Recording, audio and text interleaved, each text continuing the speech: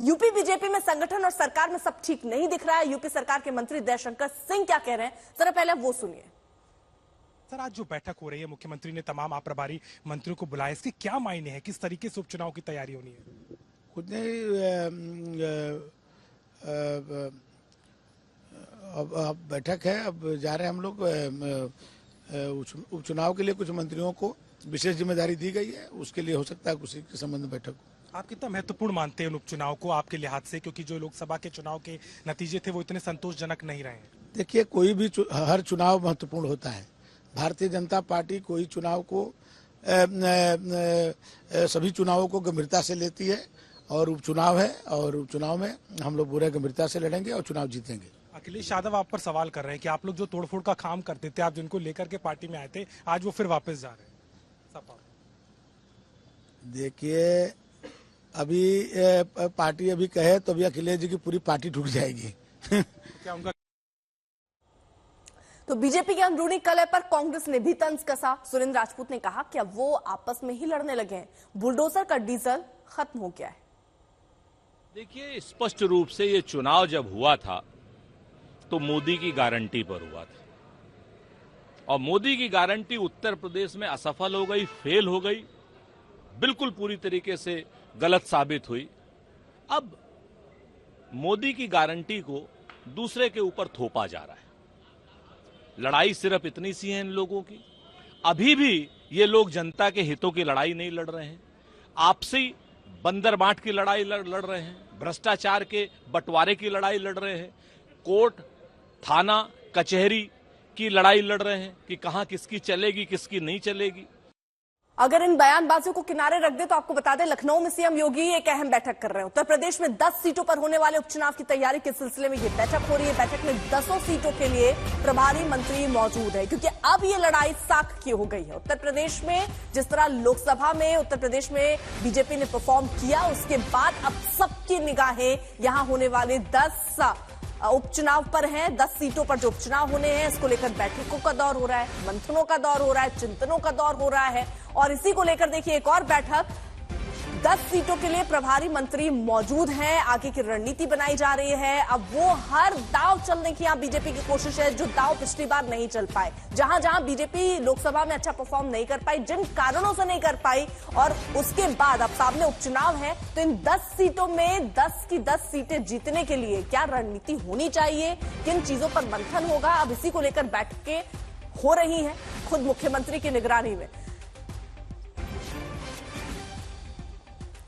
हिमांशु हमारे साथ, हमारे सहयोगी लगातार मौजूद हैं। हिमांशु, देखिए, दिल्ली के परिदृश्य में तो हम समझ रहे हैं कि वहां पर भी हलचल बढ़ी हुई है, और यहां दूसरी तरफ योगी आदित्यनाथ बैठक पर बैठक कर रहे हैं। उन्होंने कार्य समिति की बैठक पर भी संदेश साफ दिया कि अति आत्मविश्वास नहीं होना चाहिए, और उन्होंने ये भी कहा कि हमारे सामने 10 सीटें उपचुनाव की, जिसे जीतना महत्वपूर्ण है, और उसके लिए अभी से रणनीति बनानी होगी। देखिए, बिल्कुल उन्होंने ये भी कहा कि उपचुनावों को लेकर रणनीति भी बनानी होगी, और उन्होंने कहा कि अति आत्मविश्वास जो है वो नुकसान कर गया। लेकिन उन्होंने एक बात और कही अर्पिता, और वो बात बड़ी पते की कही उन्होंने इस पूरी बैठक में। उन्होंने कहा कि जो कुछ हो रहा है उसका नुकसान 2027 के विधानसभा चुनाव में होगा। 10 विधानसभा सीटों को लेकर तो उन्होंने कहा ही कि यहां पर आपको अति आत्मविश्वास जो है वो लोकसभा चुनाव में पार्टी को नुकसान देगा।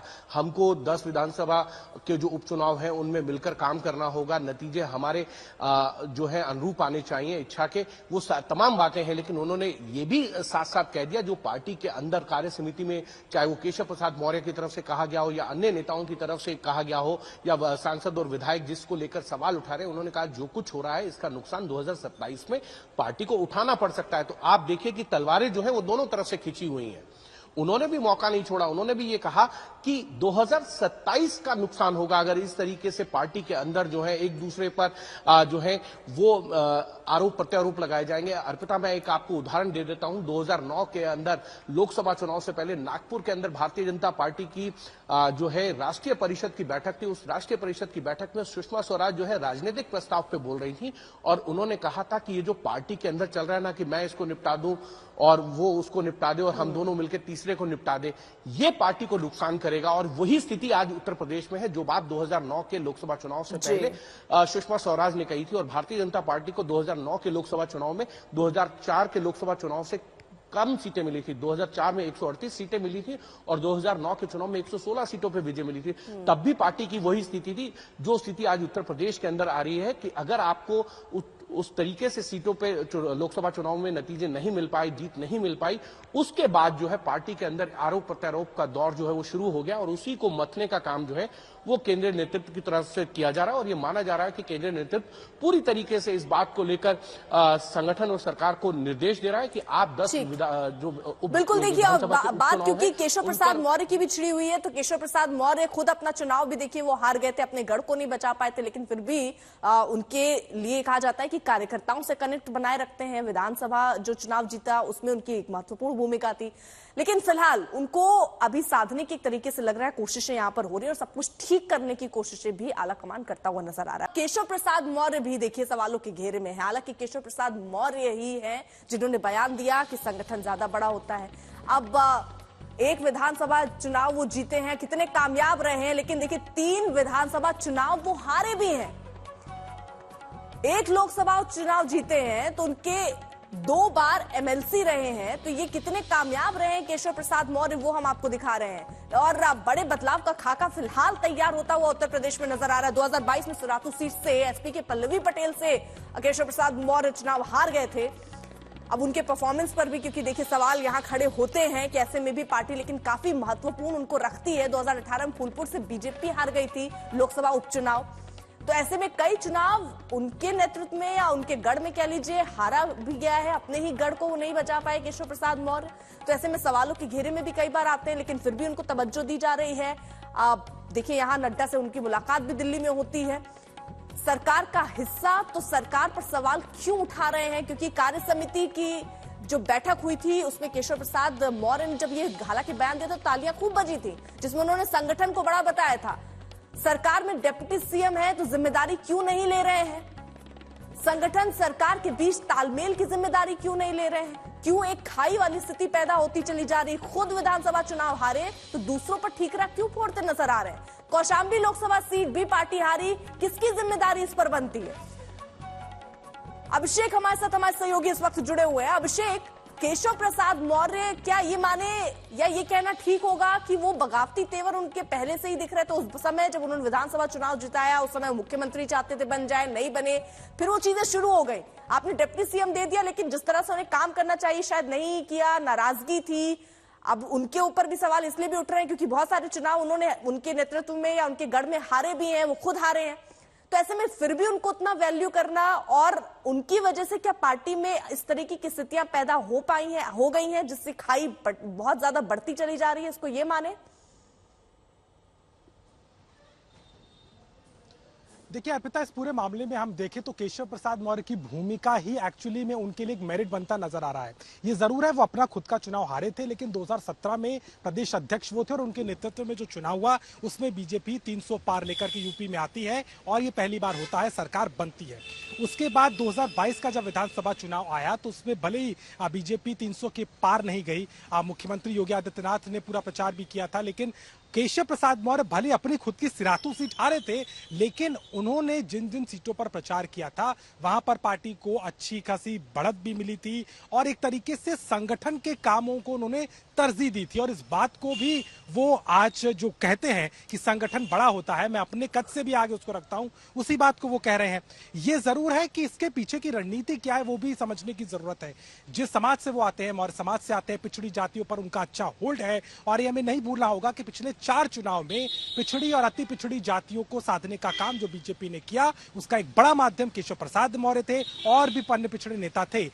इससे भी हम समझे कि हारने के बावजूद भी वो वापसी करते हैं, कैबिनेट में उप मुख्यमंत्री ही बनाए जाते हैं, उसमें उनका कद नीचे नहीं जाता।